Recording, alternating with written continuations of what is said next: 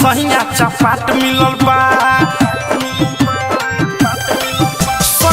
में से एगो रे छाट मिलल बा। का हम कही सखी सहिया चपाट मिलल बा। बाटे मोरी के चारा हमरा या चारा में पलेला। बलमुआ पढ़ल हइल न काला मावा खोस के चलेला। बलमुआ पढ़ल हइल न काला मावा खोस के चलेला।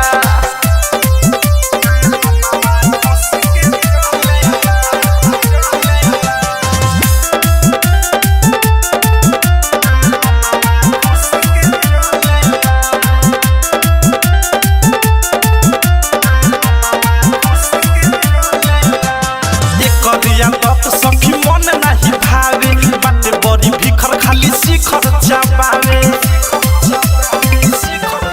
आहारे घूमे चौके चौके पिए पाइप से सिकंजी।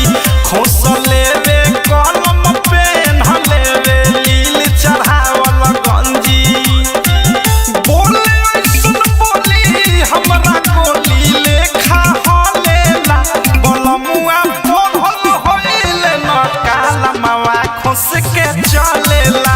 बलमुआ पढ़ल हइल न काला मावा खोस के चलेला।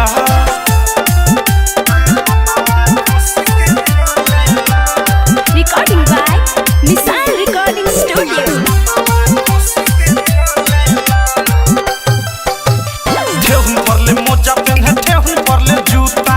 पैंट पेन्हे फाटा लागे न चले बकुता। खाली बने पिनहिया हीरो सुखले मारे सटाइल। सुनय अनुराग बिके ससैया मीठू मिसाइल। प्रेमियों देश देखी रोजे रोजे जलेला। बलमुआ पढ़ल हइल न काला मावा खोस के चलेला। बलमुआ पढ़ल हइल न काला मावा खोस के चलेला। सएगो में से एगो रे छाट मिलल बा। का हम कही सखी सहिया चपाट मिलल बा। बाटे मोरी के चारा हमरा या चारा में पलेला। बलमुआ पढ़ल हइल न काला मावा खोस के चलेला। बलमुआ पढ़ल हइल न काला मावा खोस के चलेला। RCM म्यूजिक न्यू ऐप अभी डाउनलोड कीजिए हमारे गूगल प्ले स्टोर से और पाए भोजपुरी लोकगीतों का एक से बढ़कर एक ऑडियो वीडियो सॉन्ग बिल्कुल मुफ्त।